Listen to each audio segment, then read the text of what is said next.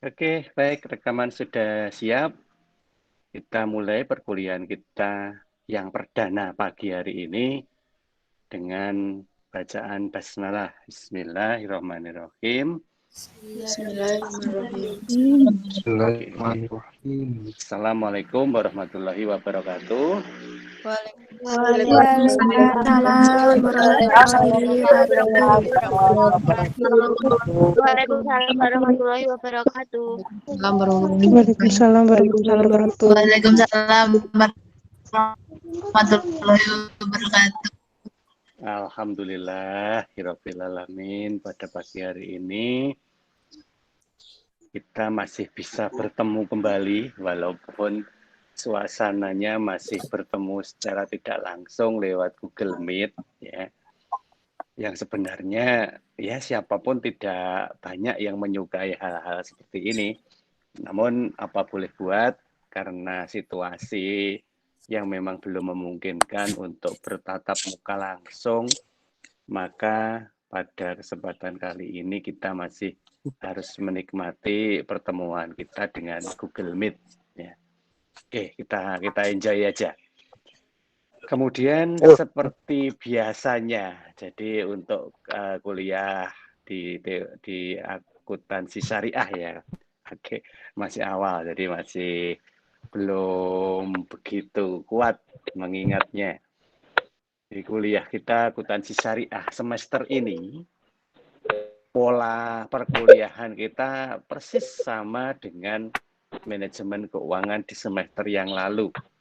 Jadi kebetulan mahasiswa yang ikut di kuliah akuntansi syariah ini sama dengan mahasiswa yang kemarin ikut di manajemen keuangan. Jadi sama persis. Oleh karena itu kira-kira materi perkuliahan atau pola perkuliahan ya tentunya. Pola perkuliahannya nanti akan sama. Kita bergabung seperti biasa, kelas A, kelas B, kelas C. Untuk efektivitas waktu, kita gabung menjadi satu, karena di sini nggak butuh kursi. Kursinya ada di rumah panjenengan masing-masing. Jadi, insya Allah semuanya sudah kebagian tempat duduk. Nggak ada toh ini yang sambil jalan-jalan atau sambil lari-lari. Nggak tahu kalau di Sambi, ya. Di Sambi apa. Monggo, secara prinsip, karena kita kuliah online, kalian mau melakukan aktivitas yang lain boleh, secara prinsip boleh. Namun harus tetap memperhatikan apa yang saya sampaikan, terutama terkait dengan materi. Karena ya sekali lagi,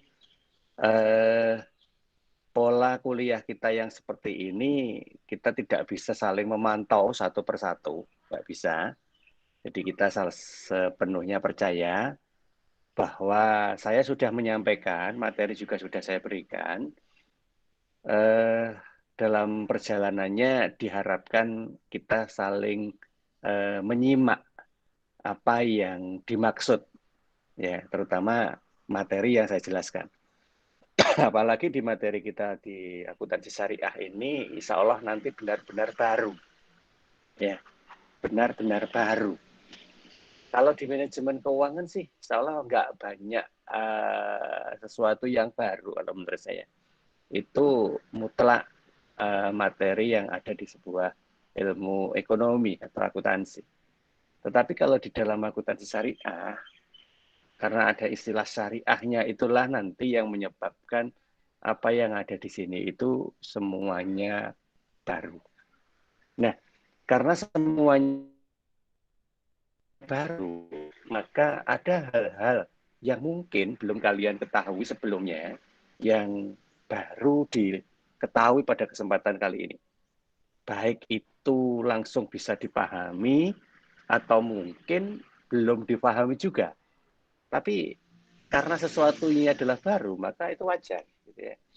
Yang nggak wajar nanti kalau nggak paham tapi nggak tanya gitu ya, atau nggak mencoba untuk komunikasikan. Nah, ini nggak wajar ya. Karena efeknya nanti akan selamanya berpersepsi sendiri. Mempersepsikan maksud dari yang disampaikan tanpa dicek kebenarannya. Nah, itu yang saya sebut berpersepsi sendiri itu.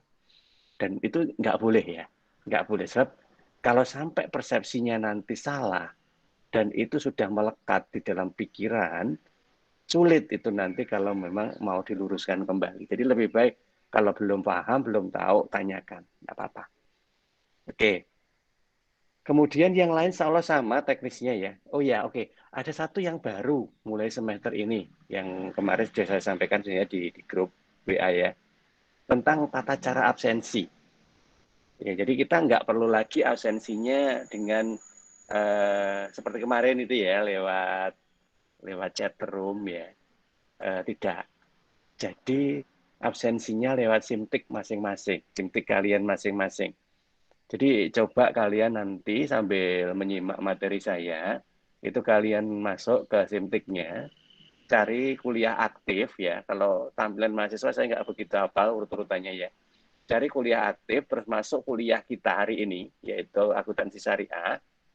Terus di situ coba cari absen ya, cari absensi. Nah, kemarin dari tutorialnya seperti itu, karena saya nggak bisa masuk ke simtiknya mahasiswa, saya nggak ngerti. Jadi coba kalian mencari kuliah aktif, kemudian masuk ke kuliah akuntansi syariah, ya.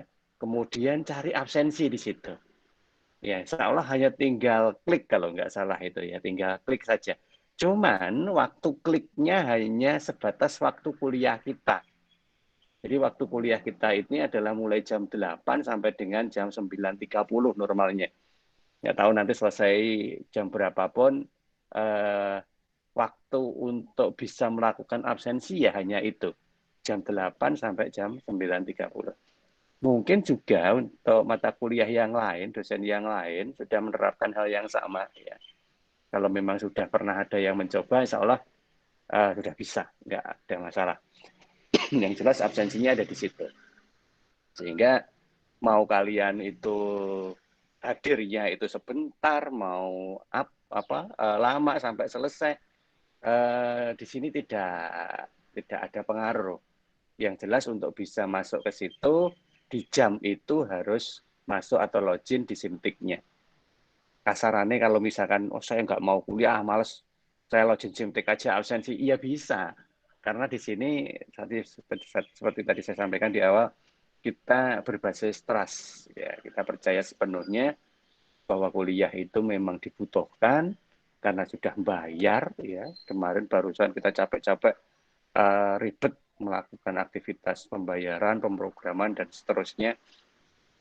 Kita hargailah itu semua dengan mencari informasi tambahan untuk pemahaman kuliah kita di semester genap ini. Ya, karena kita sudah bayar dan memang kita harus menuntut ilmu. Ya, bukan ilmunya yang salah kemudian dituntut kayak jobnya yang ada itu ya, tapi menuntut itu artinya kita mencari sebanyak-banyaknya. Kita haus akan pemahaman karena kita sudah melakukan aktivitas pembayaran sekian banyaknya, sehingga apa yang kita bayarkan harus sebanding dengan apa yang kita terima. Itu prinsip orang akuntansi ya.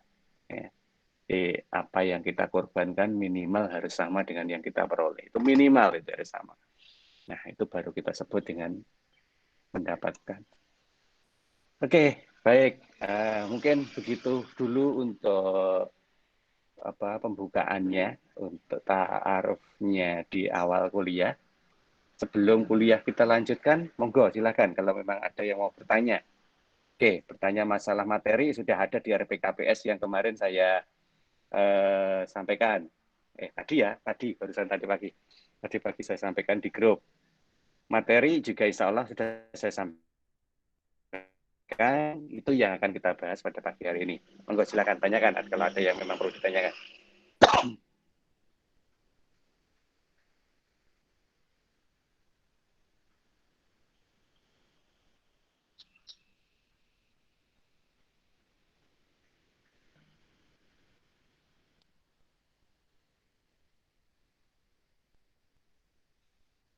Oke, baik. Kalau memang tidak ada yang ditanyakan, kita lanjut ke materi kuliah kita pagi hari ini. Ya, semangat ya, masih semangat ya. Pagi-pagi loh, ini harus semangat. Masih, Pak. Oke, masih dengar ya semua? Masih, Pak. Oke, Masih. siap. Matur suwun semuanya. Oke, kita semangat. Boleh sambil sarapan, boleh sambil ngopi, boleh sambil minum teh, monggo, mau sambil apapun bebas. Dan tidak perlu menyediakan untuk saya, nggak perlu. Ya, saya sudah punya sendiri di sini, nggak apa-apa. Ya, oke. Yang penting enjoy saja kita menikmati kuliah kita. Baik, untuk pertemuan kita yang pertama, kita akan coba bahas tentang apa sih akuntansi syariah itu. Ya, jadi akuntansi itu kan udah ada sih. Kita sudah kenal akuntansi, sudah belajar menggunakan akuntansi, tapi namanya akuntansi keuangan. Dimana kita bicara tentang hukum debit dan kredit itu mulai dari transaksional sampai ke dalam laporan keuangan. Oke. Untuk akuntansi syariah pada kesempatan pagi hari ini, saya baru akan mengenalkan prinsip dasarnya dulu. Ya. Jadi kita tidak bisa langsung memulai dengan debit dan kredit, dengan pencatatan transaksi, dengan jurnal dan sebagainya. Belum, masih jauh sekali itu untuk ke sana. Sebelum kita mengarah ke hal-hal teknis, kita harus pahami dulu urgensi dari keberadaan akuntansi itu sendiri. Jadi pertama kali yang harus kita pahami adalah mengapa kita harus belajar tentang akuntansi syariah. Ya. Kalau dilihat dari kata yang digunakan, akuntansi dan syariah. Kalau kita bicara akuntansi, setidaknya kita sudah paham lah apa itu.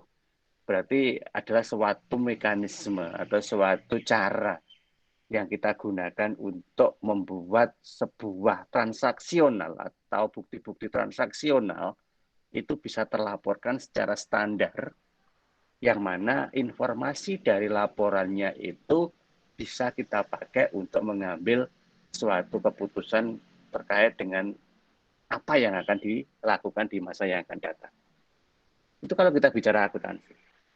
Makanya kalian diajari untuk mencatat bukti-bukti transaksi itu ya. Ada bukti transaksinya, dicatat dalam sebuah siklus akuntansi, kemudian endingnya kan muncul laporan keuangan. Entah itu hanya laba rugi saja, perubahan modal, neraca, cash flow. Nah, yang jelas kan sudah punya gambaran ya sampai di situ. Saya cerita seperti ini, harapan saya kalian bisa bayangin toh, akuntansi itu seperti apa. Udah, begitu aja. Jadi mohon yang memang belum bisa bayangin alur dari akuntansi, ya belajar lagi ya. Berarti untuk pemahaman akuntansinya masih kurang.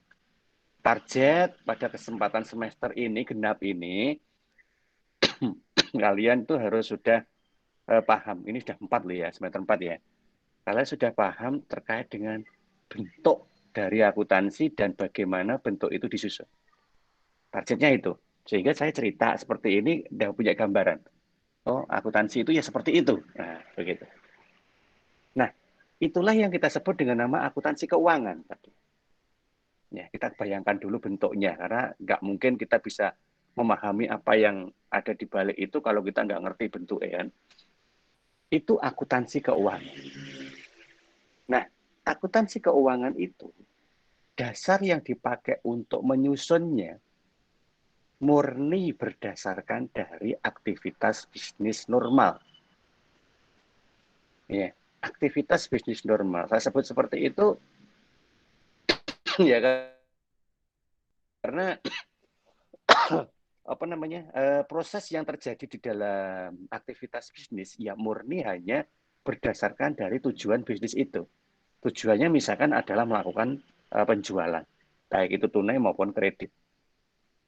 Berarti kan yang perlu kita catat adalah bagaimana kita menerima pendapatan dari penjualan itu, baik secara kas maupun secara piutang. Ya, tidak ada kepentingan-kepentingan yang lain yang ada di dalam proses itu. Jadi kalau ada yang dicatat, kalau nggak ada yang tidak dicatat. Kemudian dari catatan itu kita buat laporan hingga membuat sebuah informasi dalam laporan keuangan. Laporan keuangan kemudian diserahkan kepada pihak yang membutuhkan. Udah, seperti itu aja. Dan terus setiap saat itu terjadi secara berulang-ulang karena transaksinya pasti berubah-ubah. Nah, apa yang kita pikirkan dari hal tersebut? Yang kita pikirkan adalah sesuatu yang sifatnya rutinitas. Rutinitas yang terus berulang. Pertama. Kedua, yang kita pikirkan adalah apa yang akan kita lakukan untuk selalu bisa memberikan informasi up to date. Mbuh piye carane informasi itu harus selalu tetap up to date. Apapun bentuk transaksi yang ada di dalamnya, selama itu ada buktinya, ya kita laporkan. Sehingga kata yang lebih tepat untuk menggambarkan situasi seperti itu adalah ini, kita terjebak, ya, kita terjebak pada suatu mekanisme rutinitas, sehingga seolah-olah kita sebagai akuntan itu berfungsi kayak mesin. Ya. Mungkin kita sudah jadi mesin karena aktivitas yang kita lakukan tuh nggak mungkin manual ya, pasti pakai komputer, minimal pakai Excel dah, minimal itu. Sehingga ya kita harus ngikuti logika Excel itu. Excel itu hanya ada dua, benar dan salah. Kalau pengen benar ya harus ngikuti ketentuannya, kalau nggak ngikuti ketentuan ya salah. Nah, begitu. Nah, kalau salah gimana? Kalau salah ya dibenarkan, nah, kan begitu. Karena itulah ada jurnal yang namanya adjustment yang dipakai untuk membetulkan kalau misalkan ada transaksi yang salah. Ya kalau salah tidak disengaja, ya nanti kan kelihatan waktu diaudit. Ya, diaudit. Nah, sehingga dibetulkan pada waktu. Nah, dan seterusnya begitu. Sehingga apa yang kita lakukan itu tidak ubahnya seperti mesin. Nah, karena kita itu bergerak seperti mesin, kita berada pada sebuah posisi yang terus berulang. Maka kalau kita lihat secara lebih kompleks lagi, secara world view ya, atau pandangan hidup dan world system atau sistem yang ada di dalam prosesnya, itu kita sepertinya diarahkan sesuai dengan kepentingan dari pemilik usaha tersebut. Oke, tolong setiap kalimat yang saya sampaikan dipahami ya. Kalau lepas nanti ke belakang akan bingung. Kok begitu? Oke, saya ulangi lagi. Karena kita berada pada sebuah rutinitas yang terus berulang, maka secara world view dan world system, kita itu sepertinya berada pada suatu pola tatanan yang harus mengikuti dari kepentingan dari pemilik usaha tersebut. Pertanyaannya adalah pemilik usaha itu siapa? Nah, ini yang harus mulai kalian jawab. Di dalam tatanan ekonomi kita, yang disebut sebagai pemilik usaha adalah pihak yang memiliki kontribusi modal. Kontribusi modal paling besar. Nah, untuk bicara pemilik kontribusi paling besar, kalian udah ngerti, yaitu melihatnya di neraca. Ya, kita melihatnya di neraca. Aktiva dan pasifa. Di posisi aktiva itu adalah penggunaan dari seluruh pasifa. Dipakai untuk apa saja. Kelompoknya sih cuma ada aktiva lancar, aktiva tetap, atau mungkin ada aktiva lain-lain. Dan itulah yang ada pada sebuah kekayaan kita, sebuah usaha, kekayaan sebuah usaha. Nah, sumber dari aset tadi atau aktiva tadi adalah pasifa. Di mana pasifa ada dua, yaitu hutang dan modal. Nah, sekarang kita kembali lagi kepada pemahaman tadi, pemilik. Disebut sebagai pemilik adalah yang memiliki kapitalisasi modal paling tinggi. Berarti kan modal yang jadi masalah. Seberapa besarnya hutang, berapapun pinjaman dari pihak ketiga, walaupun kasarannya jumlah hutang lebih besar daripada jumlah modal, bank, misalkan sebagai pihak yang melakukan pinjaman, belum bisa disebut sebagai pemilik. Karena pemahaman sebagai seorang pemilik adalah kapitalisasi modal. Sehingga yang disebut pemilik berasal dari modal. Nah, sekarang di dalam modal itu, siapa yang menguasai? Artinya, siapa saja yang ada di dalam struktur modal itu. Secara gampang, kemarin kita bisa pahami bahwa modal itu cuma ada dua. Yang pertama adalah modal pemiliknya sendiri, ya, modal pribadi, dan yang kedua ada modal saham. Ya. Saham pun kalau mau dipecah lagi macam-macam gitu ya. Ada saham biasa, ada saham preferen, mungkin juga ada obligasi, dan lain sebagainya.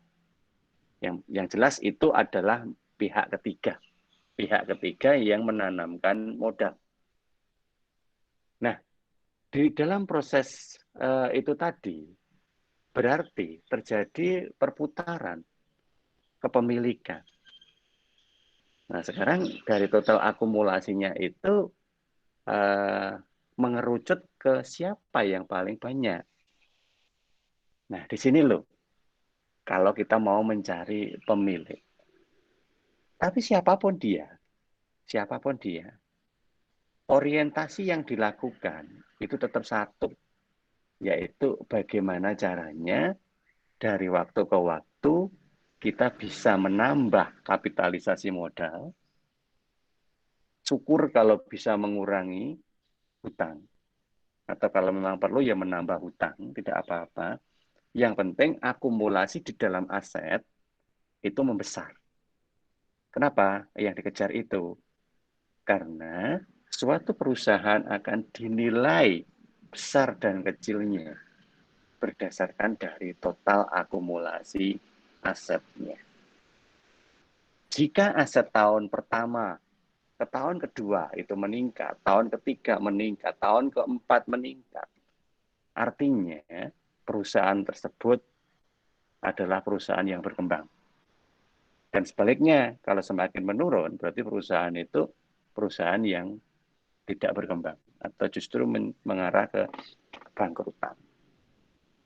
Nah, cara berpikir seperti itulah akhirnya mengarahkan orang untuk selalu berlomba-lomba. Bagaimana caranya kita mengakumulasi aset. Baik itu dari modal atau pinjaman.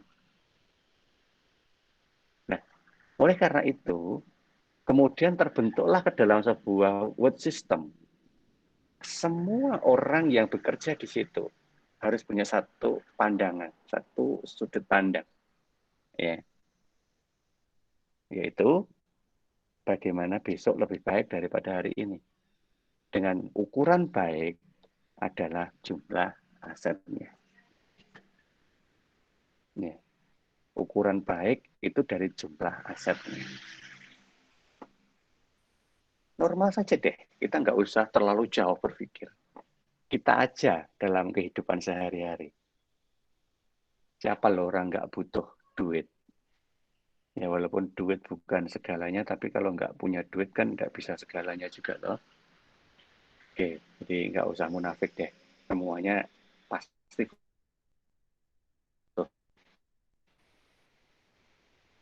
Nah, pertanyaannya adalah bagaimana kita mendapatkan duit? Nah ini yang nanti akan terjawab sesuai dengan cara berpikir, view. Nah, jika selama ini kita berpikir yang penting kita dapat duit, tidak tahu dari mana duit itu bersumber. Yang penting dapat, kenapa? Itu tadi karena proses-proses kehidupan kita berikutnya itu selalu membutuhkan duit. Nah, otomatis kita mencari dengan segala cara. Yang penting dapat duit, karena orientasinya satu, yaitu duit kita bertambah. Nah, Kalau cara berpikir kita seperti itu secara sederhana, berarti kita berada pada suatu posisi seperti yang saya sampaikan di dalam sebuah struktur perusahaan tadi, yang mana duit kita konotasikan dengan aset. Cara berpikir seperti itulah yang kita sebut dengan nama cara berpikir kapitalistik. Ya, kapitalistik, kata dasarnya capital, modal. Jadi bagaimana caranya besok lebih banyak modalnya dari hari ini. Terus begitu. Akhirnya proses itu menjadi terabaikan. Orang tidak penting lagi harus lewat jalan yang mana. Bagaimana berprosesnya. Proses terabaikan. Karena orientasinya adalah hasil. Wis toh, arep berproses apa yang ngopo, ya ta? Kan sing penting kan nanti hasilnya. Nah, mungkin orang berpikir masih seperti itu. Arep berproses mati-matian tapi hasilnya cuma sedikit, ya percuma. Kalau nggak cukup ya nggak bisa.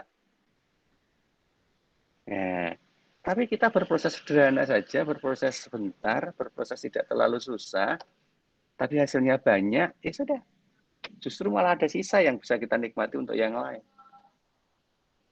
Nah, sehingga yang ada di dalam cara berpikir kita akhirnya kan kapitalis.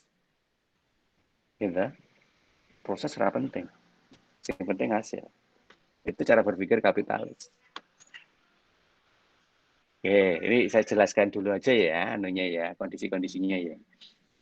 Nah, kalau orangnya saja sudah punya cara berpikir seperti itu, kemudian masuklah dalam sebuah lembaga.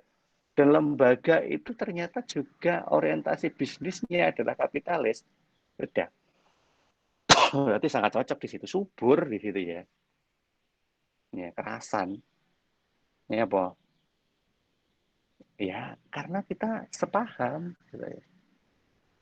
Kita bekerja, orientasinya hasil, sama perusahaan juga begitu, meng-hire kita, kemudian dilihat kemampuan kita sejalan dengan usaha itu, hire kita lebih tinggi, bayarannya oke. Nggak peduli kalian itu kuliah dapat nilai apa, IPK berapa, kuliah di mana, itu udah nggak penting. Yang penting kamu bisa ngikuti nggak pola-pola berpikirnya itu. Nah, cocok deh. Di situ kita subur. Gitu. Nah, oleh karena itu kemudian pada gilirannya nanti masuk ke dalam sebuah sistem manajemennya, sistem pengelolaan dari usaha tersebut, karena cara berpikirnya itu sudah sama, ya mudah kalau nanti harus berjalan seiringan. Ya. Cara berpikir sama tadi sementara masih saya contohkan dalam cara berpikir secara kapitalistik. Nah, kalau manajemennya sudah mengarah ke sana, apalagi akuntansinya. Gitu. Akuntansi itu kan hanya suatu proses. Tadi saya katakan, proses nggak penting. Oleh karena itu, yang dijadikan orientasi adalah hasil akhir. Sehingga proses harus mengikuti hasil akhir. Kalau hasil akhirnya adalah pencapaian yang sebesar-besarnya, maka nggak tahu gimana caranya kamu orang akuntansi harus memproses akuntansi itu untuk selalu bisa menghasilkan kapitalisasi yang semakin meningkat. Kalau perlu dalam posisi pendapatan kita turun pun kita masih bisa laba. Mbok piye carane? Pikiran. Ini laporan keuangan nih. Yang penting tidak boleh salah, tidak boleh meninggalkan aturan di dalam PSAK. Sehingga kalian jadi akuntan akan kreatif, gitu ya. Kreatif untuk mencari berbagai macam cara, di mana cara-cara itu legal, diizinkan, dan menghasilkan itu tadi yang penting, hasil akhir yang sesuai dengan target, sesuai dengan keinginan. Jumlah uang itu nggak penting, gitu ya. Jumlah uang itu nggak penting. Yang penting adalah informasi yang terbaca di dalam laporan akuntansinya. Karena tadi saya katakan, pemiliknya siapa? Pemiliknya adalah pemegang saham misalkan, yang terbanyak. Pemegang saham itu loh orang-orangnya tidak ikut berada di dalam perusahaan tersebut. Orangnya nggak tahu bersebaran kemana-mana. Dan nggak mungkin mereka itu akan ngawasi secara langsung. Sehingga yang dia butuhkan adalah informasinya. Informasi dari mana? Dari laporan keuangannya. Nah, laporan keuangan itu secara etika ya disusun oleh seorang akuntan yang bisa dipercaya. Jadi nggak mungkin laporan keuangan itu kemudian dibuat-buat. Wah, itu taruhannya itu panjang itu ya. Taruhannya banyak sekali. Nggak mungkin. Makanya tadi di awal saya katakan, biaya carane laporan keuangan itu tetap dibuat, tetapi tidak boleh meninggalkan norma aturan dalam kaidah laporan keuangan yang berterima umum, yaitu menggunakan dasar BSK yang jelas. Sehingga kalian harus kreatif untuk mencari cara yang tidak sampai meninggalkan aturan di dalam BSK, tetapi menghasilkan informasi yang menunjukkan hasil yang lebih baik. Nah, inilah sistem akuntansinya. Nah, kalau kita runtut mulai dari awal di outlines-nya ini tadi, berarti kan orang akan diarahkan untuk beraktivitas secara tetap, secara rutinitas tadi, berdasarkan dari kepentingan pemilik. Pemilik dalam tanda kutip tadi.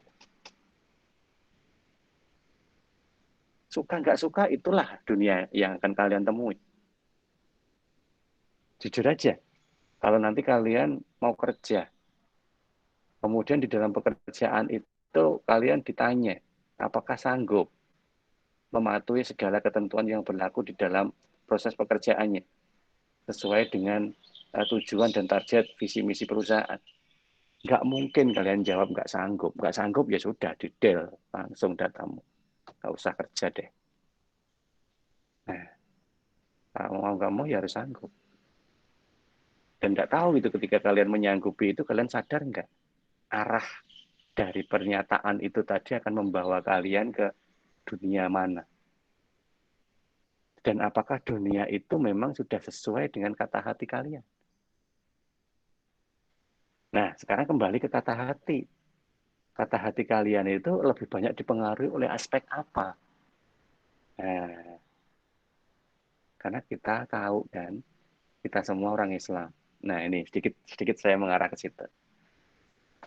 Orang Islam, saya yakin semua yang ada di sini Islam. Tidak ada yang mu'alaf. Islam dari lahir, saya yakin. Apa Islam?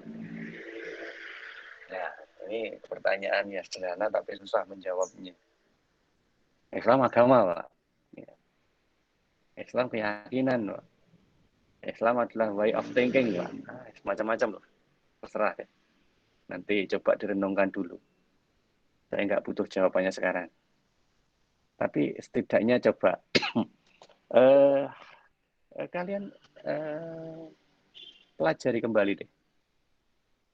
Apa itu Islam? Dan apakah selama ini Islam yang kalian jalani itu Islam yang kafah atau Islam yang ya baru sekedar beraktivitas secara Islami begitu aja? Nah, di sini. Ini nanti yang pada gilirannya akan kalian butuhkan untuk mencoba berpikir lebih jauh. Karena apa? Karena kita semua tahu bahwa hidup kita di dunia ini adalah fana. Sementara kan kalau fana itu. Berarti kan asli kita itu nggak di sini. Gitu. Ini hanya transit.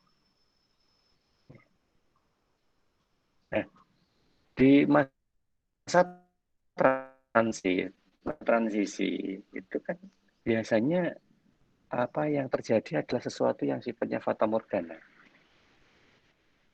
Seolah-olah itu adalah ending dari everything. Seolah-olah. Padahal kan belum. Ini baru transit. Di dalam transisi itu, ya cara berpikir kita adalah masa berpikir transisi. Artinya, apa yang kita lakukan saat ini tidak berakhir pada saat ini. Ya, apa yang kita lakukan saat ini tidak berakhir pada saat ini. Apa yang kita lakukan saat ini itu baru merupakan suatu tahapan untuk menghasilkan sesuatu yang akan kita gunakan di masa berikutnya. Ya. Kita sholat. Kenapa sholat? Ya jawabannya macam-macam juga. Ya kan itu salah satu rukun iman, Pak. Sholat. Jadi kalau kita jadi orang beriman, ya kita harus sholat. Oke, dan itu tidak salah. Jawaban itu benar. Tapi belum mencapai urgensi dari tujuan sholat itu sendiri. Kalau hanya seperti itu aja kan berarti sholat itu hanya aktivitas. Kalau aktivitas sudah kita lakukan berarti sudah selesai. Nggak peduli sholatnya tepat atau tidak, cara sholatnya benar atau enggak, dan lain sebagainya. Yang penting sudah melakukan gitu aja selesai. Nah, coba deh kita pikir lebih jauh. Benarkah hanya seperti itu? Apakah sholat itu tidak beda dengan makan? Kalau makan iya, yang penting waktunya makan, selesai. Waktunya mandi, ya mandi, selesai. Waktunya tidur, selesai. Apakah sholat juga sama dengan aktivitas itu? Waktunya sholat, selesai. Nah, ini. Coba deh kita renungkan. Tidak usah sekarang. Ya. Tapi setidaknya ini sudah saya beri bahan. Ya. Bahwa kita itu hidup di dunia ini tidak sekedar hanya menjalankan aktivitas itu begitu saja. Ada aktivitas yang memang sekedar hanya dilakukan, selesai. Tapi ada juga aktivitas yang sebenarnya apa yang kita lakukan itu urgensinya tidak sekarang kita pakainya, tapi nanti. Nah, kita harus bisa bedain itu. Nah, oleh karena itulah nanti cara berpikir kita itu bisa terkonotasi, bisa terkelompok, bisa terkotak berdasarkan dari kepentingan yang akan kita peroleh atas aktivitas tersebut. Ya, tidak disamaratakan semuanya. Beda. Karena nyatanya di dunia ini kepentingannya beda-beda. Ada yang memang selesai di dunia ini, tetapi ada juga yang nggak selesai di dunia ini. Itu menjadi sebuah tujuan orientasi kehidupan kita berikutnya di akhirat. Nah, jadi kita tidak bisa samakan. Nah, oleh karena itulah, maka ketika kita berpikir dalam sudut pandang Islam, ya, maka nanti ada sesuatu yang berbeda. Apalagi ketika Islam itu kita ambil syariatnya, aturannya. Syariat itu kan aturan ya, atau syariah. Ya. Berarti kan nanti kita akan coba lihat aturan-aturan Islam. Di mana aturan-aturan Islam itu kalau kita mau kompilasikan dengan akuntansi, berarti kan kita mencoba menggunakan akuntansi tapi tidak menggunakan dasar kapitalis, namun kita ganti dengan menggunakan dasar aturan-aturan Islam. Itu yang nanti akan kita coba lakukan di dalam akuntansi syariah. Kenapa kita melakukan itu? Pertanyaannya. Kita itu sudah enjoy loh, Pak. Dunia akuntansi itu sudah baik-baik saja. Kita sudah menghasilkan banyak hal di situ dan tidak ada yang salah. Kenapa harus kita ubah? Kenapa kita harus ganti? Kenapa kita harus lihat dari jalan yang berbeda? Tadi saya katakan, salah atau benar, tergantung dari sudut pandang mana kita menilainya. Ya. Tergantung dari sudut pandang mana kita menilainya. Jadi ketika kita akan menyikapi sesuatu, berdirilah pada sudut pandang yang jelas dulu. Jangan berada pada sudut yang tidak jelas. Sebab kalau kalian berpikir dalam sudut pandang yang tidak jelas, tidak punya antepan istilahnya. Ngerti antepan ya? Nggak mempunyai, apa istilahnya ya, bahasa Indonesia ini antepan, sesuatu yang kuat untuk kita gunakan sebagai dasar atau pedoman. Maka celakalah kita. Karena kita akan dimanfaatkan oleh orang. Ya kayak mesin tadi loh. Mesin itu adalah sesuatu yang tidak punya sudut pandang yang jelas. Dia hanya bisa menjalani proses. Jadi ya tergantung dari siapa ini yang mengaplikasikannya. Nah, ya kalau yang mengaplikasikan itu orang-orang baik. Kalau yang mengaplikasinya punya kepentingan yang jahat. Nah, di sini loh. Maka kita akan menjadi alat. Segitu aja wes kasarannya. Alat yang dimanfaatkan untuk mencapai tujuan mereka. Kalaupun tujuan mereka gagal karena alatnya yang salah, yang disalahkan bukan mereka tapi kita. Akuntannya yang disalahkan. Iya kan? Jadi dalam posisi ini rentan sekali kalian itu dijebak dalam posisi di mana kalau ada apa-apa kalianlah nanti yang akan bertanggung jawab. Padahal kalian hanya menjalankan proses. Nah, kenapa kok itu bisa terjadi? Ingat, kita berada pada suatu organisasi dengan cara berpikir yang melihat kebenaran, ya, cara berpikir melihat kebenaran hanya berdasarkan hasil akhir. Nah, sesuatu yang berpikir pada hasil akhir itu dalam bahasa psikologisnya itu disebut dengan cara berpikir sekulerisme atau sekuleristik atau cara berpikir secara sekuler. Sekuler itu apa? Itu tidak ada peran Tuhan. Segala sesuatunya itu hanya didasari pada rasionalisme, materialisme, individualisme, kepentingan yang ada di pasar, ya, kebutuhan yang harus dilakukan, dan yang terakhir adalah cara berpikir secara kapitalisme. Kapitalisme sudah saya jelaskan tadi di depan, yaitu berorientasi pada hasil akhir yang menjadi orientasi capaiannya. Nah, bagaimana coba kalian bayangin? Kalau hasil akhir itu harus kita peroleh tanpa ada peran Tuhan di situ. Orang tidak lagi mengakui bahwa setiap hasil itu karena ada campur tangan Tuhan. Orang sudah tidak mengakui keberadaan Tuhan di situ.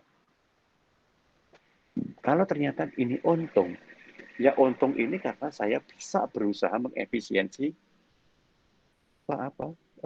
biaya. Saya bisa memaksimalkan pendapatan, saya bisa mengefisiensi biaya, sehingga di situ saya bisa menghasilkan keuntungan. Di mana Tuhan? Tidak ada Tuhan di situ. Orang semuanya itu saya yang melakukan. Mau tahu caranya? Oke, ini secara pendapatan saya bisa naikkan. Dengan cara saya menjual kredit. Misalkan. Dengan saya menjual kredit, maka jumlah barang yang terjual semakin banyak. Berarti kan pendapatan saya semakin bertambah dong. Tuh, satu. Kedua, terkait dengan biaya. Saya bisa mengefisiensi beberapa biaya yang nggak perlu didanai. Ini nggak perlu, ini nggak perlu, ini nggak perlu. Sehingga ada pengurangan dari biaya. Nah, secara rasional coba dipikir. Secara pendapatan bertambah, secara biaya berkurang. Ya jelas dong labanya naik. Di mana Tuhan di situ? Nggak ada. Secara rasionalisme, semua saya yang melakukan. Nah, itu contoh cara berpikir secara sekuler. Apakah itu salah? Nah, Sekali lagi, untuk mengatakan benar dan salah, dari sudut pandang mana kita melihat loh ya. Kalau kita tadi melihat secara rasionalisme, itu benar. Dan memang nyatanya nggak ada Tuhan di dalam laporan keuangan. Ya coba golek ono. Di mana posisi Tuhan dalam laporan keuangan? Nggak ada kan? Nggak usah dipaksa lah. Nggak ada. Karena memang nggak ada Tuhan di situ. Semuanya adalah berbasis rasionalisme. Semua berbasis materi. Karena angka-angka yang ada di dalam masing-masing akun laporan keuangan itu harus simbolisasi dengan rupiah yang jelas. Di mana-mana orang sudah tahu bahwa 10 itu lebih banyak daripada 1. 100 itu lebih banyak daripada 10. 1000 lebih banyak dari 100. Itu udah nggak perlu diperdebatkan lagi. Kalau secara materi bertambah, berarti itu semakin baik. Nggak perlu diperdebatkan lagi. Dan itu pasti benar, karena memang orientasinya ke sana. Nah, akhirnya, siapa yang mampu mewujudkan itu, maka dialah yang akan menang istilahnya. Dialah yang akan menguasai. Maka dicarilah individu-individu yang bisa berpikir seperti itu. Berpikir secara kapitalisme, berpikir sesuai dengan kebutuhan pasar. Nah, karena apa? Karena orang yang dibutuhkan adalah sesuatu yang bermanfaat secara khalayak, secara bersama, secara jumlah yang banyak. Yang bisa menciptakan itu semua, yang bisa mewujudkan itu semua, ya itulah yang menjadi orang yang paling berharga. Nah, itulah cara berpikir secara duniawi yang sekuler. Dan ingat, itu terjadi. Dan masih terjadi. Dan akan terjadi sampai kapanpun. Termasuk pada gilirannya nanti kalian harus ikut bermain di dalam sebuah perekonomian. Saya masih semester 4, Pak. Masih panjang. Sekali lagi, waktu itu sangat relatif ya. Mau panjang, mau pendek, mau sebentar, mau lama, itu pada akhirnya akan ada juga, akan masuk juga di dalamnya. Yang penting adalah kita sadar bahwa yang akan terjadi di depan sana itu adalah kondisi seperti itu. Makanya kalian jangan sampai salah memasuki pintunya. Kalau orientasi kalian itu seperti yang saya sampaikan tadi, adalah visi kapitalisme. Orang hidup butuh uang, Pak. Orang hidup butuh materi, Pak. Nyatanya nggak ada itu, kita nggak bisa hidup. Oke, kalau kalian berpikir seperti itu, tidak salah. Tetapi ada satu sisi yang lain yang mungkin belum ada dalam cara berpikirnya, yaitu sisi-sisi ketuhanannya. Karena Tuhan yang sementara ini diagungkan di dunia kapitalisme adalah materialismenya, individualismenya, dan rasionalismenya. Hanya itu Tuhan. Kalau kita memang punya agama, coba deh balikin lagi. Apakah benar Tuhan kita itu? Ya nggak apa-apa, kita kayak Nabi Ibrahim itu. Nabi Ibrahim itu ketika mencari Tuhan, ya masih ingat ya ceritanya ya. Ya itu kan memang trial and error kan. Itu tidak sekedar hanya cerita anak kecil. Kalau dulu kita diceritain waktu SD ya sekedar itu hanya sejarah aja. Tapi untuk saat ini kita berpikir, apakah benar sih saya harus mencari Tuhan saya dengan benar? Nah itu harus mulai kita rencanakan. Sementara ini kita sholat, sementara ini kita Islam, sementara ini kita percaya pada Allah. Tapi kalau itu semua masih sebatas pada konotasi, berarti kan belum menyentuh pada urgensi dari suatu aktivitas. Belum menyentuh urgensi aktivitas itu artinya kita masih bisa kalah dalam mengambil keputusan pada sesuatu yang fata morgana, materi, rasional, Nah, masih salah ke situ. Karena berpikirnya kita butuh duit. Karena duit adalah segalanya. Nah, oleh karena itulah di sisi ini, untuk pembalance, seperti tadi saya katakan, coba deh sekali waktu kita merenung kembali. Kalau kita itu memang Islam, pertanyaannya, Islam itu apa? Ya, Islam itu apa? Secara konotasi yang paling sederhana, kalau kita bicara Islam, artinya kita menghargai keberadaan Allah. Nah, coba deh ditelusur lebih jauh. Menghargai dari sebuah keberadaan itu yang seperti apa? Ya, sekali lagi saya tekankan dalam cara berpikir kita mulai saat ini tidak hanya sekedar cara berpikir normatif. Tidak ya, saya yakin kalian sudah dewasa. Semester 4 itu sudah dewasa. Sudah separuh jalan loh. Ya, di Unmu. Karena kuliah akuntansi S1 kan 8 semester. Kalau masuk semester 4 itu berarti sudah separuh jalan. Tidak terasa kan?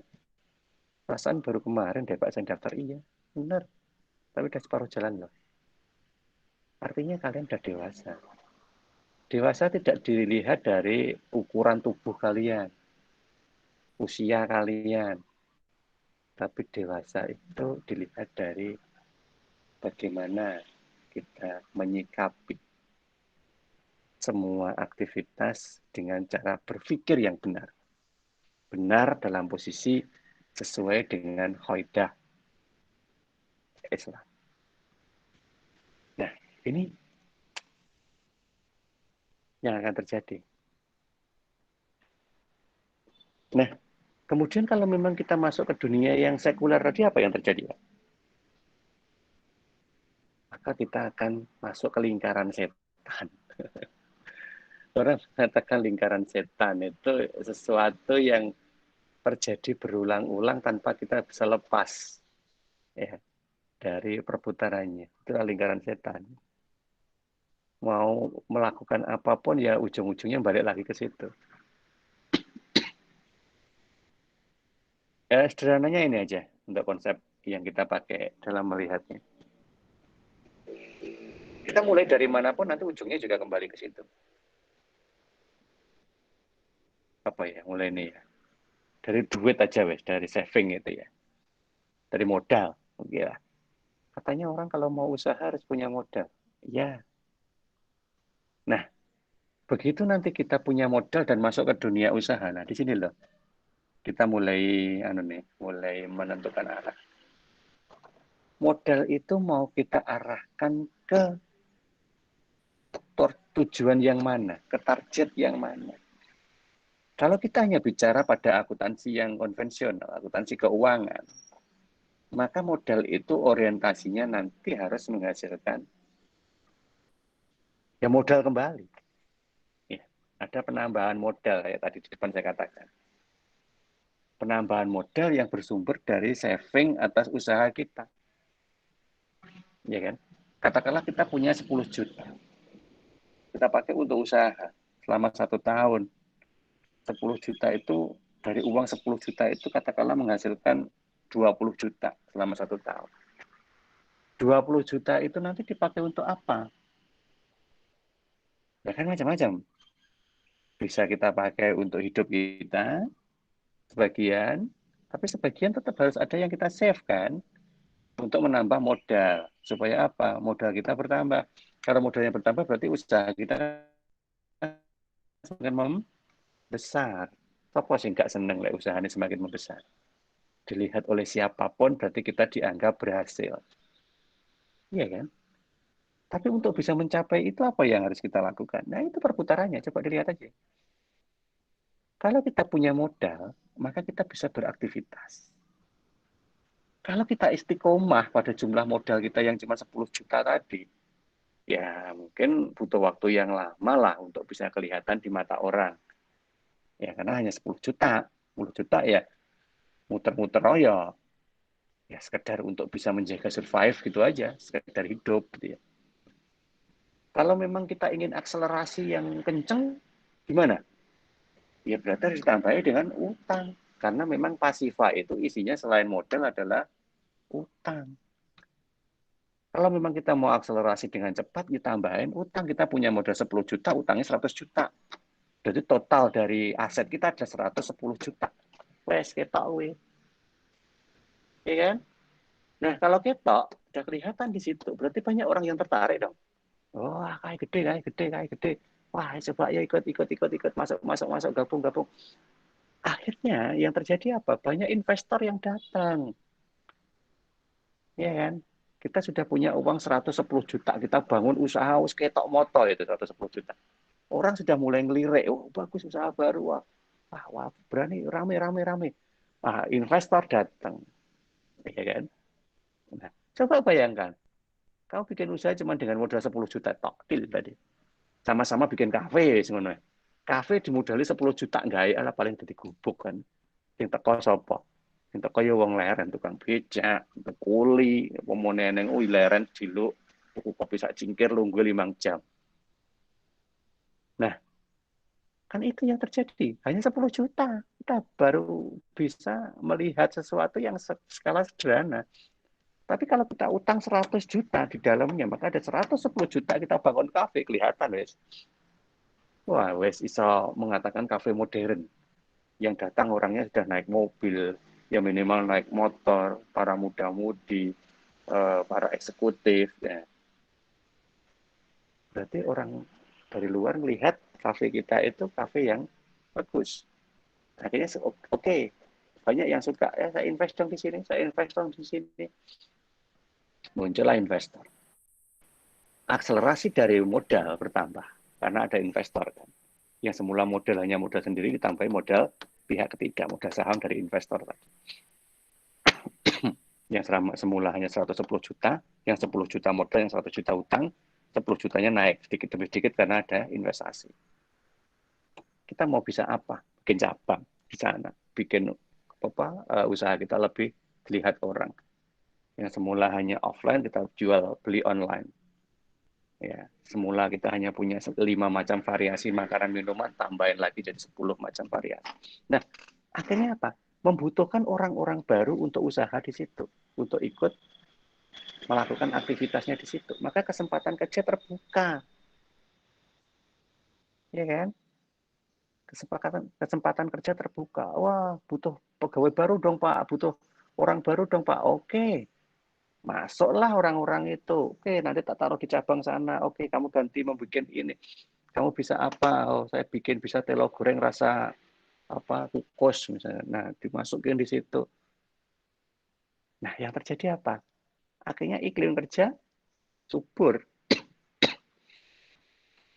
Nah, ketika nanti sudah subur, perputaran dananya itu sudah semakin membaik, maka pendapatan juga semakin tinggi kan.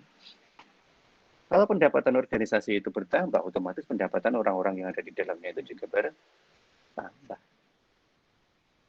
Ya? Nah, secara otomatis pula jumlah keuntungan kita semakin meningkat. Balik lagi ke tadi, meningkat maka kita gunakan untuk menambah modal. Ya, menambah modal. Karena menambah modal itu nggak terlalu banyak, atau mungkin modal itu cukup untuk melakukan pinjaman baru, untuk angsuran pinjaman baru, ya maka kita akselerasi lagi dengan ngambil pinjaman yang kedua di tahun yang kedua, gedein lagi usahanya. Nah, dan terus berputar di situ. Karena di situ ada sesuatu yang harus kita kejar, yang merupakan materi tadi. Maka cara-cara berpikir di dalam prosesnya harus rasional. Nggak ada sesuatu yang tidak rasional. Apa contohnya yang nggak rasional itu? Kita nyumbang masjid dong. Kita bikin masjid dong. Kita bikin musola dong. Kita bayar infak dong. Sedekah dong. Coba, itu kalau kita berpikirnya secara rasional, apa hasil dari infak? Kita bangun masjid, apa untungnya buat kita? Berkurang iya, karena jelas untuk membangun masjid itu tambahan biaya. Untuk infak tambahan biaya. Di mana-mana secara rasional ketika tambahan biaya itu bertambah, berarti labanya berkurang. Dengan posisi pendapatannya tetap. Terus kalau ada masjid, pendapatan kita bertambah. Apa yang jamin? Kan tidak rasional. Nah, ini loh yang harus kita paham. Ketika cara berpikir kita itu kapitalisme yang tadi ditunjukkan salah satunya dengan hanya berpikir secara rasional, maka itu tidak ada nonsen. Itu nggak menguntungkan. Masjid itu rumahnya Allah, tidak ada Allah di dalam bisnis ini. Nah, Allah mau ditaruh di mana? Allah itu adanya hanya untuk ibadah. Ini adalah usaha. Usaha dan ibadah sesuatu yang berbeda. Nah, itu loh cara berpikir secara rasional. Sapa sing mikire ngono.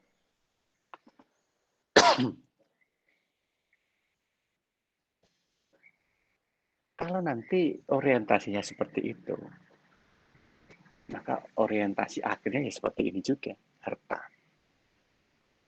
Wis to, aji ning raga itu amarga saka bondo. Ya, banyak sekali orang yang masih mengatakan seperti itu. Kita dihargai itu karena harta benda kita. Gak usah munafik deh. Kamu naik motor. Motor apa? Ya, motor-motor biasa lah. Misalkan Beat gitu aja ya. Honda Beat gitu aja. Ya, paling orang lihat, naik Honda Beat biasa kan. Tapi lain kesempatan kamu naik Honda juga, tapi Honda Jazz misalkan. Nah, ya, nggak usah munafik, wes. Apa yang menjadi komennya orang? Makanya disebut love is blind. Love is blind karena dia jelas-jelas blind. Not blind. Ya. Love is not blind saat ini. Kalau dulu orang mengatakan love is blind, cinta itu buta, cinta yang penting saya cinta maka apapun saya akan cintai. Dulu, gitu ya. Dulu. Kalau sekarang, saya rasa kok sedikit sekali yang berpikir begitu. Love is not blind. Cinta itu tidak buta. Karena dia bisa bedain mana Honda Beat, mana Honda Jazz. Ya wes, nggak usah munafik deh. Kita pahami aja. Nah sekarang cara untuk mendapatkan Honda Beat dan Honda Jazz jelas beda. Jumlah capital yang harus kita siapkan hanya sekedar untuk naik Honda Beat dan Honda Jazz jelas lain. Kalau kita memang lebih dihargai pakai Honda Jazz, yang buah piye caranya capital itu kita nanti harus kita cukupi untuk bisa menghasilkan sebuah Honda Jazz. Itu kalau orientasi kita adalah penghargaan orang secara kapitalisme. Aduh, ya nggak bisa Pak di situ. Nah, nggak bisa karena apa? Nggak bisa karena memang nggak punya duit, nggak ada fasilitas yang dipakai untuk menghasilkan itu, atau apa? Saya tidak respect kalau nggak bisanya itu karena kita nggak punya modal awal. Saya itu anak orang biasa Pak. Mau bayar kuliah aja juga makep-makep. Kadang ya bisa, kadang ya bingung nyari dispensasi yang sekarang nggak ada itu. Apalagi harus berpikir terkait dengan itu, ya sudahlah saya apa adanya seperti ini. Jadi kepasrahan dan keterpaksaan itu dasarnya karena kondisi. Dan itu sesuatu yang sangat salah. Terakhir aku raiso, ya wes tak nikmati apa eneng. Itu sesuatu yang sangat salah. Yang disebut dengan nama istiqomah itu tidak seperti itu.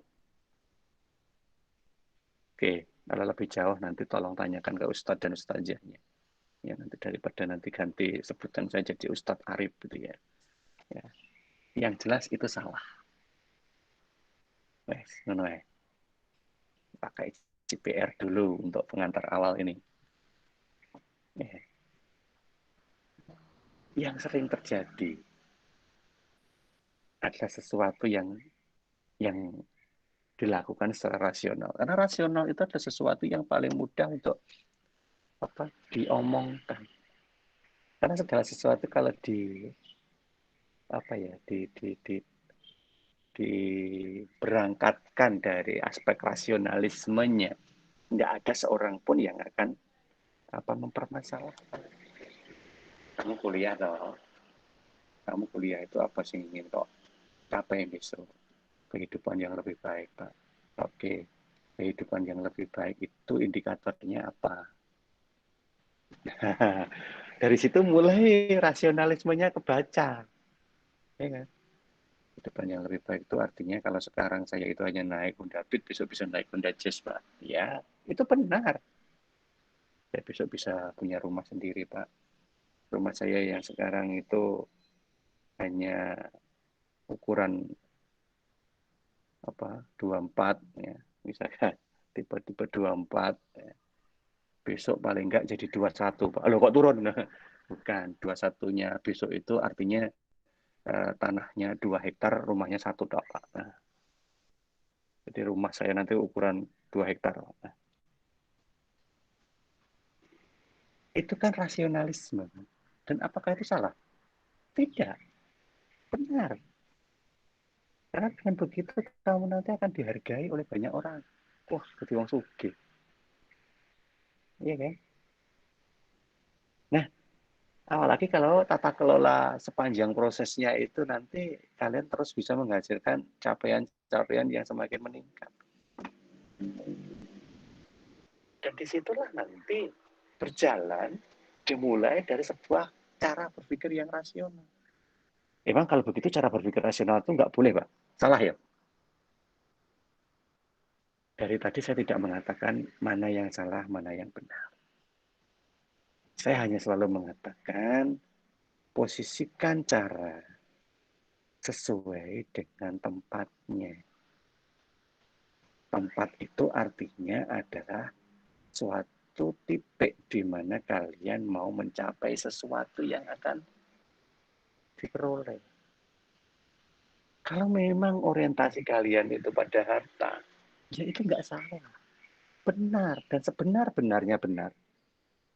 Tetapi kalau orientasi kalian itu adalah keislaman tadi, ya berarti ada yang salah di situ untuk prosesnya. Maka ada titik-titik tertentu, ada proses-proses tertentu yang harus kita cermati, yang kemudian kita ubah. Yang semula berbasis konvensional, berbasis sekuler, berbasis rasional saja, kita ubah ke basis syar'i. Nah, itu arahnya ke situ. Ya, titik-titik mana yang perlu kita waspadai? Yang pertama di fungsi manajemennya. Mulai dari perencanaannya, pengorganisasian, pengarahan, motivasi, sampai pada pengawasan. 4 hal itu. Planning, activating, organizing, and controlling. Nah, di situ. Titik-titik itulah yang nanti harus kita coba cermati. Sebab default-nya, normalnya, kalau kita berada pada dunia yang sekuler, semua titik-titik itu orientasinya disetting untuk mengumpulkan harta. Perencanaan adalah merencanakan sesuatu yang semakin tumbuh dari sisi materi. Mengorganisasi adalah mengorganisasi orang-orang yang punya cara berpikir yang sama-sama sekuler. Berkoordinasi dan memberikan motivasi terkait dengan urusan rasionalisme. Dan pengawasan adalah pengawasan yang berorientasi pada hasil. Itu kalau kita bicara tentang sekulerisme. Nah, oleh karena itu, orientasinya kemana dulu? Emang kalau Islam, saya dapat apa, Pak? Kalau saya sudah mencapai syar'i, apa yang saya peroleh? Sekali lagi, kita tidak bisa melihat syariah Islam itu dari sudut pandang yang sama dengan sekulerisme. Sekulerisme lebih mudah dilihat karena memang orientasinya jelas dan sangat-sangat bisa dipahami. Tetapi untuk bisa memahami Islam, itu caranya beda. Selama ini kita belajar Islam. Belajar sholat, belajar ngaji, zakat, puasa. Apa yang kita peroleh? Kalau kita berpikirnya secara materialisme, sekulerisme, yang kita peroleh adalah sesuatu yang tidak enak semua. Tidak enak semua. Ya. Nah, kenapa kok jadi nggak enak gini? Ya karena kita melihat dari situasi yang salah. Kita menikmati sesuatu dengan cara yang salah. Ya, gitu. Ya. Oleh karena itu saya memang tidak meminta kalian berpikir saat ini. Tidak.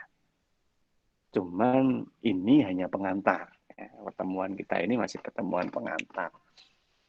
Pertemuan pengantar ini sifatnya hanya mengarahkan cara berpikir kita ke dualisme. Jadi targetnya adalah berpikir dalam dualisme sudut pandang. Beberapa saya contohkan dalam sudut pandang kapitalisme. Ya, beberapa yang mungkin bisa kalian baca sendiri, baca aja deh ya. Ya, ini dampak dari kapitalisme yang terjadi nanti kerusakan alam. Semua sudah terlihat di depan mata kita dan nggak perlu lagi saya ceritakan itu kan. Eksploitasi manusia. Yang kaya semakin kaya, yang miskin juga semakin miskin. Terjadi krisis keuangan, krisis kepercayaan. Udah deh. Kalau kalian mau baca berita, dengerin apa yang ada di fenomena sekitar kita. Ini semua terjadi. Kenapa terjadi dampak seperti ini? Ya karena ketika ada kegagalan dalam proses kapitalisme itu sendiri. Kalau gagal orientasinya sampai ke situ. Ya. Kalau dapat yang kita peroleh itu ya sangat bisa meningkatkan harga diri kita. Tapi kalau gagal, ya dengan mudah akan menjatuhkan harga diri kita. Itulah kapitalisme. Makanya orang berlomba-lomba untuk tidak mau gagal. Saya nggak mau miskin. Saya nggak dapat uang. Apapun caranya saya lakukan, pokoknya saya tidak boleh miskin. Itu kalau miskin, gaya hidup saya akan turun. Nggak ada orang yang siap gaya hidupnya turun itu. Udah kadung biasa kemana-mana naik mobil, disuruh naik motor. Ya masuk angin. Udah kemana-mana pakai baju yang bermerek, pakai baju beli di pasar. Ya gatel. Gitu. Nah, inilah yang terjadi. Maka orang nggak akan mau. Kenapa? Kadang sudah enjoy dalam posisi itu. Maka segala cara dia akan lakukan. Kalau perlu tidak usah ada agama. Kalau agama itu dianggap sebagai penghalang. Ini nggak oleh, ini bid'ah, ini haram. Nggak usah ada agama deh. Nah, bisa jadi kan begitu. Nggak penting agama itu. Nggak meningkatkan kapitalisme saya. Nah, ya, yang terpikirkan kan seperti itu kan yang terjadi. Malah healing ya, sinetron Indosiar. Oke deh, nggak usah kemana-mana. Itu sisi yang pertama. Sisi yang pertama. Sekarang kita lihat sisi yang kedua.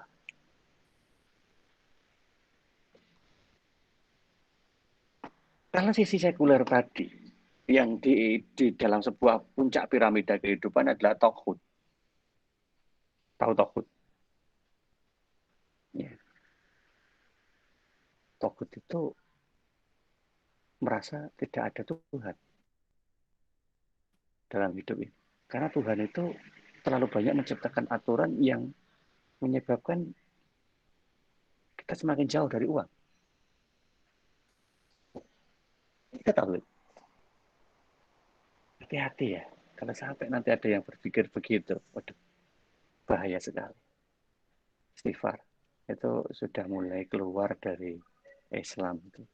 Apalagi Muhammadiyah. Semakin menjauh. Nggak boleh. Saya nggak ikhlas kalau mahasiswa Muhammadiyah punya cara berpikir begitu.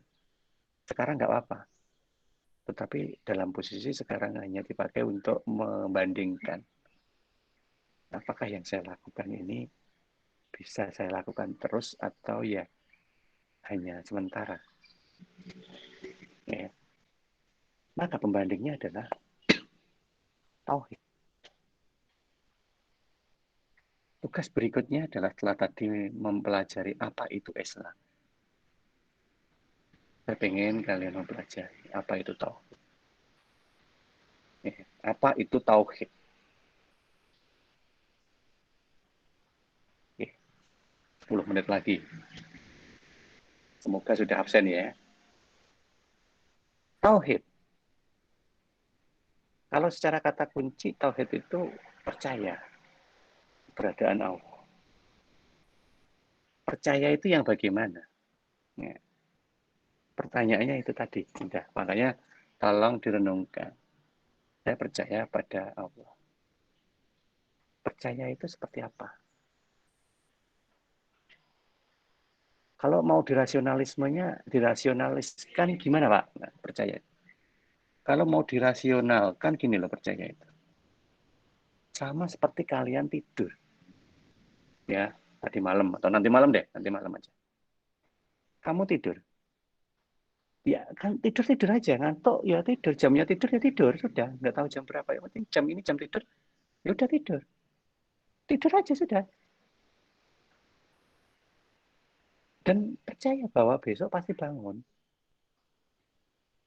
Ya coba, di antara kalian, sekian puluh mahasiswa ini, ada nggak yang ketika mau tidur mikir, saya besok bangun nggak ya? Gitu. Ada nggak? Saya yakin nggak ada. Ada, Pak. Ada. Tapi kan ya tidur juga loh akhirnya. Iya. Tetap tidur juga. Hanya mikir, saya bangun nggak ya? Nah, bangun deh. Allah masih akan membangunkan saya. Ya, saya masih mempunyai tugas-tugas yang belum selesai. Direm-rem nih begitu dalam pikirannya ya. Akhirnya ya tidur aja. Akhirnya ya lah tidur. Besok bangun. Buatan, alhamdulillah. Di mana kita masih bangun tanpa ada satupun alat medis di sekitar kita. Itu sesuatu yang harus kalian syukuri sekali.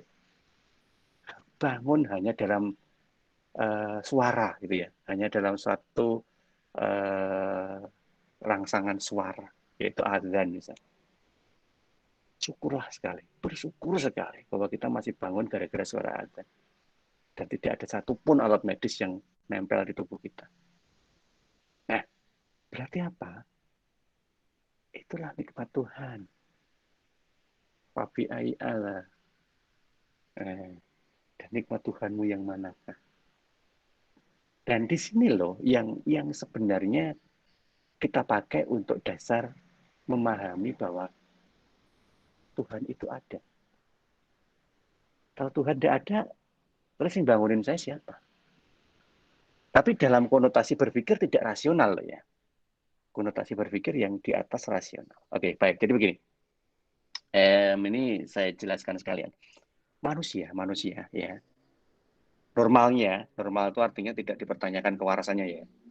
Normal. Itu mempunyai 4 level. 4 level di dalam dirinya. Ya. 4 level. Level terendah itu nafsu namanya. Level terendah nafsu. Di atas nafsu itu ada logika. Ya, cara berpikir secara rasional tadi, rasionalisme. Di atas nafsu ada rasionalisme. Di atas rasionalisme itu masih ada lagi yang namanya rasa.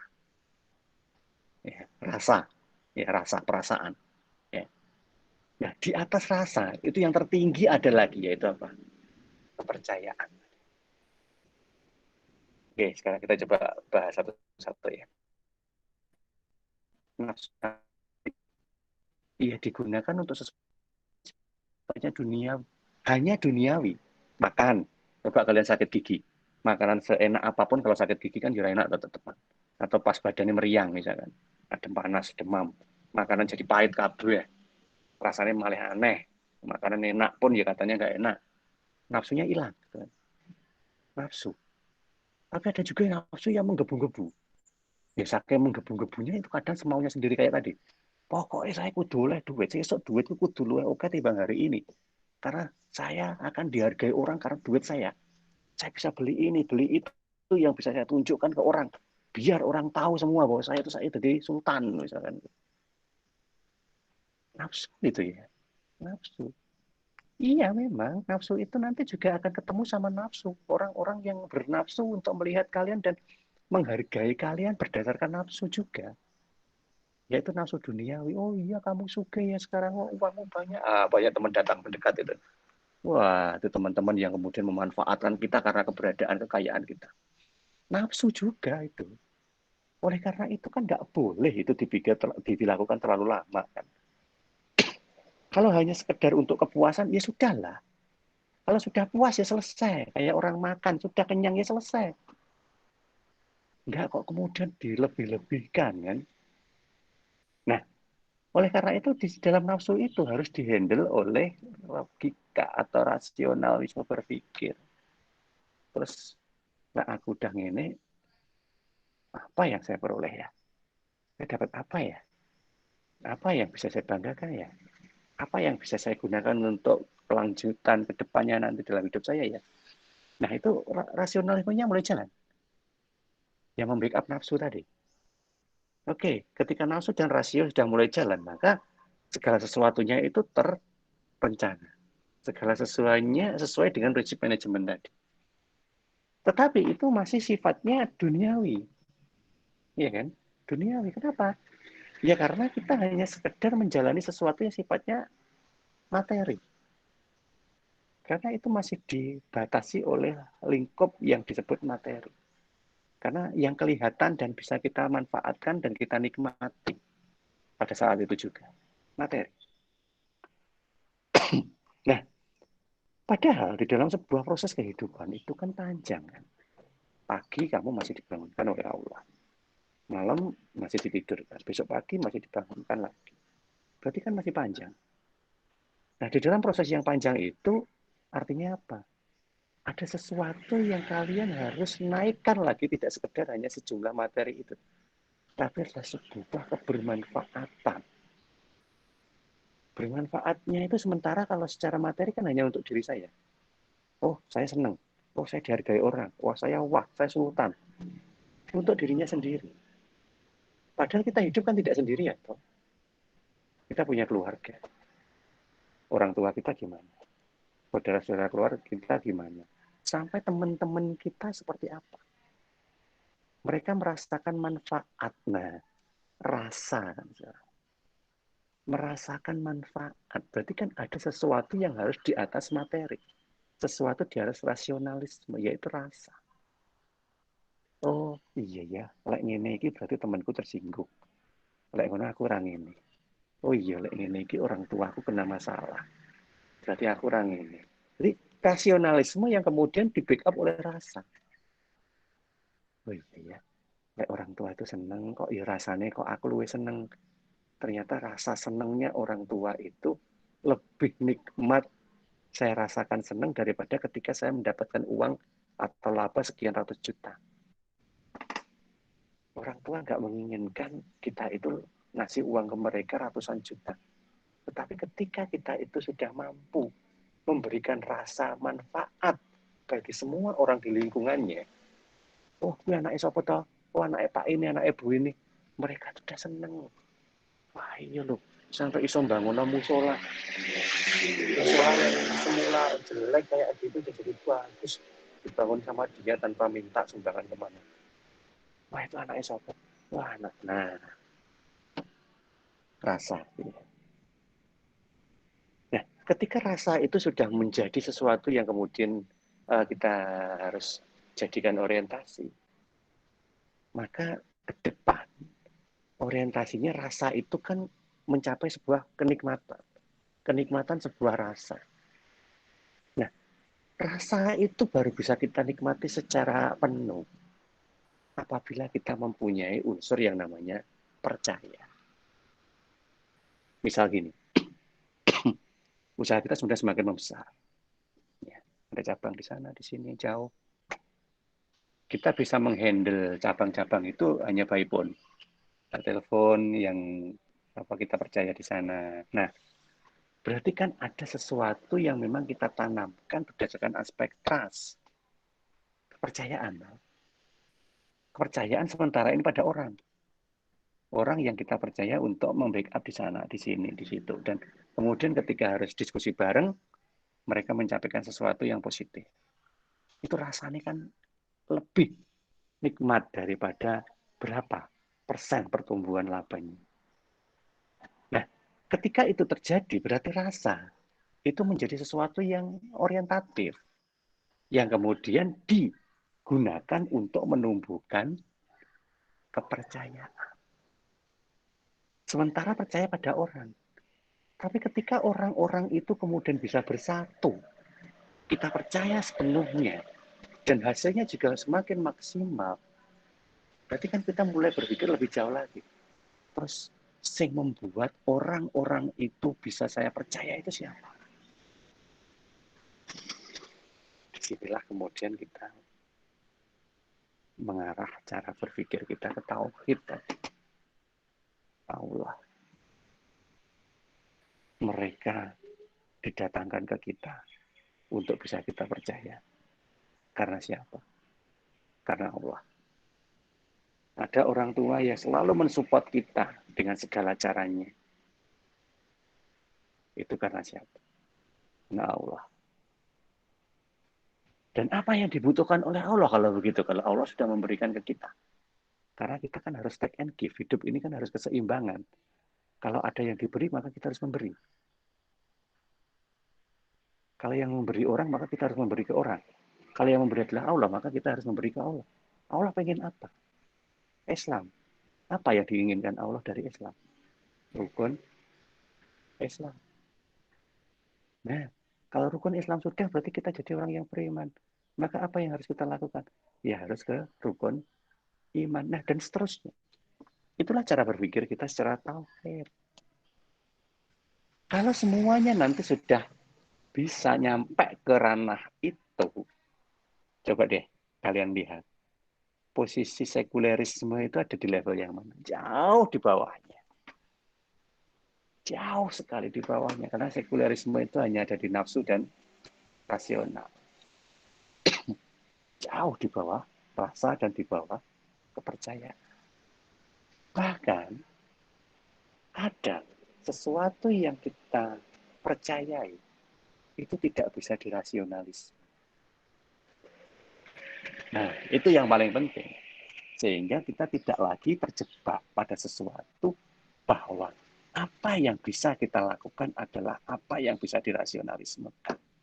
Tidak lagi kejebak ke situ. Karena ternyata di atas rasionalisme ada kepercayaan. Maka kita berpikir bahwa apa yang kita percayai, maka itu akan melakukan segalanya. Maka dalam doa kita, ya hanya melakukan suatu permintaan kepada Allah, setelah kita menunjukkan apa yang sudah kita perbuat untuk Allah. Jangan sampai hanya minta terus, nggak pernah menunjukkan apa yang kita telah perbuat kepada Allah. Nah, itu kan. Makanya kan seringkali kita berdoa bahwa ya Allah, saya sudah melakukan apa yang menjadi kehendak-Mu, menjadi perintah-Mu, dan apapun hasil yang akan Kau berikan padaku itu adalah urusan-Mu. Itulah yang kita sebut dengan nama istiqomah. Ya, itulah yang kemudian kita sebut dengan istiqomah. Ora kok istiqomah iki gawe klambi murahan ya gelem, gawe sandal murahan ya gelem, tas elek ya gelem. Masa kan istiqomah orangnya. Jangan sampai salah arah ya. Oke. Nah, disinilah kemudian nanti akan menjadi sebuah word system. Word view yang tadi di depan. Kalau tadi word view-nya adalah kapitalis, sekarang word view-nya kita ubah ke syariah. Nah, untuk mencapai itu semua, maka nanti yang harus kita lakukan adalah berpikir dalam dua sisi. Yaitu berpikir secara rasionalisme, tetap, karena memang kita masih berada pada dunia yang kapitalisme, tetapi di dalam rasionalismenya itu, kita coba arahkan beberapa hal yang tidak rasional secara syar'i diarahkan pada sesuatu yang sifatnya syar'i. Sehingga nanti tujuan akhirnya apa? Membantu manusia menjalankan fungsinya sebagai khalifatullah fil ard. Manusia itu berat loh. Karena khalifatullah. Khalifah.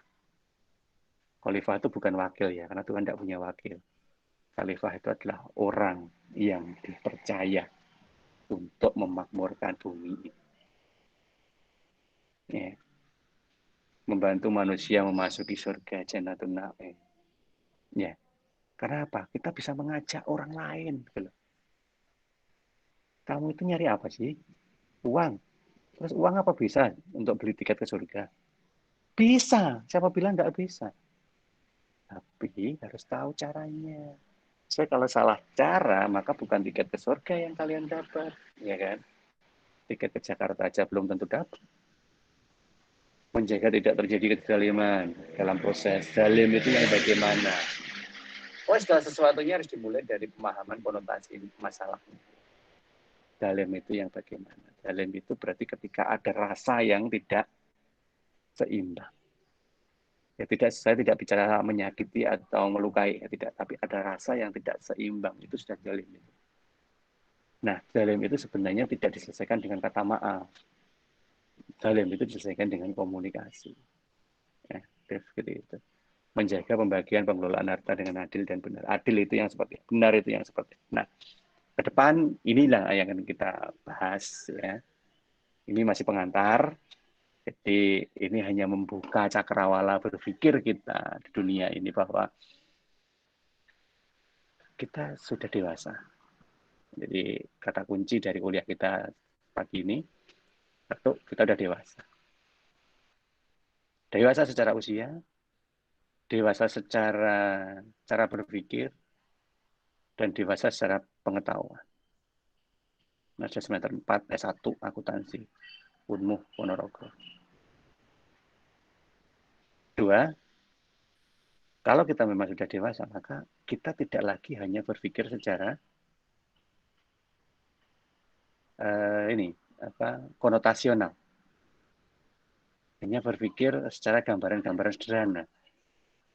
Tetapi harus mulai naruh parameter-parameter berpikir yang semakin kompleks dalam setiap aktivitas yang akan kita lakukan. Untuk bicara kompleks, itu sebenarnya hanya dari dua sisi saja, yaitu sisi duniawi dan sisi ukhrawi. Sisi duniawi cukup diwakili dengan rasionalisme, di mana rasionalisme dibentuk dari ilmu pengetahuan yang kita peroleh dan pengalaman.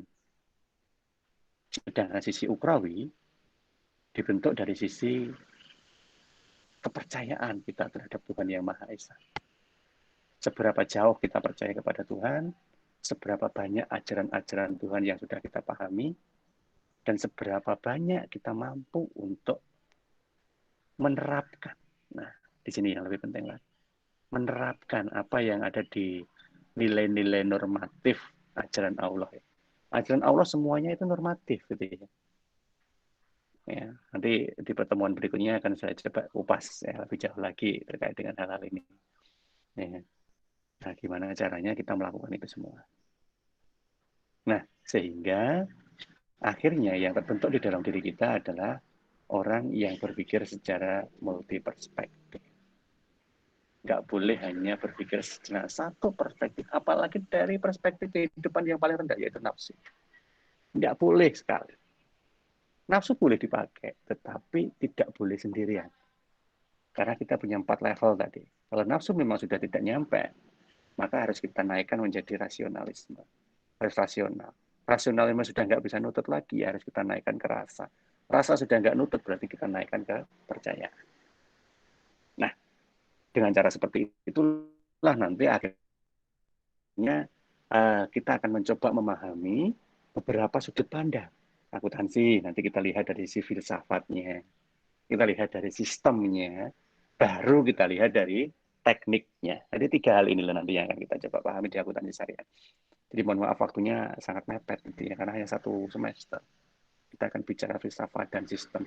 Dan filsafat dan sistem nanti kita akan coba pelajari setengah semester ini nanti. Teknik akuntansi syariahnya nanti kita akan coba lihat setelah kita paham tentang filsafat dan sistem akuntansi secara syariah, supaya tidak lagi kalian mudah untuk dijebak bahwa akuntansi syariah dan akuntansi konvensional itu hanya beda istilah.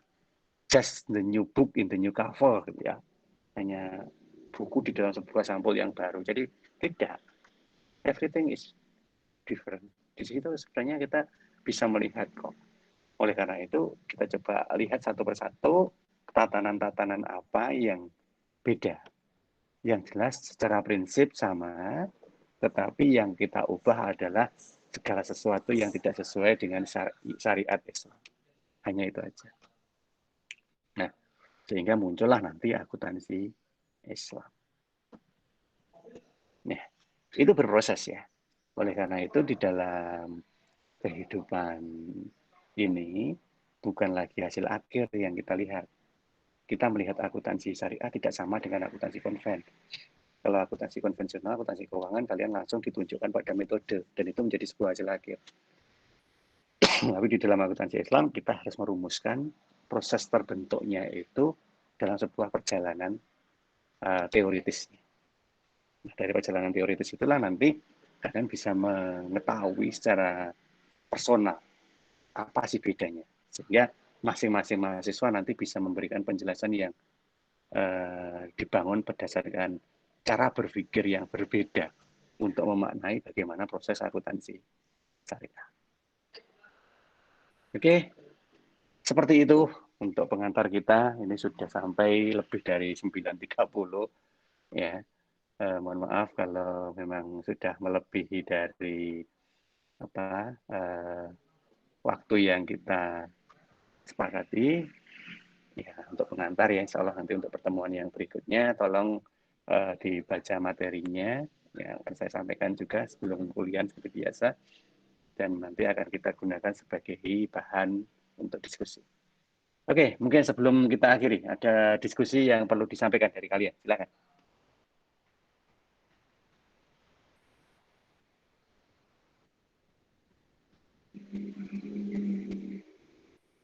Ada 60 mahasiswa, satu plus saya, ya, 61. Oke, ada yang mau ditanyakan, monggo silakan Mbak, Mas. Atau sudah cukup dulu untuk pengantar kita pagi hari ini? Cukup. Cukup, Pak. Sudah cukup, Pak. Baik. Oke. Cukup, Pak. Oke, Mbak Amelia. Terima kasih untuk informasinya. Mohon apa yang saya sampaikan ini nanti dipahami kembali. Seperti biasa nanti akan saya share rekaman kuliah kita pagi ini di YouTube. Nanti akan saya sampaikan link YouTube-nya di grup. Kalau memang pagi hari ini belum bisa memahami, nanti mungkin siang atau sore atau malam mungkin, ya nanti kalau pikiran kita sudah agak tenang, coba deh dengerin lagi ceritanya Pak Arif.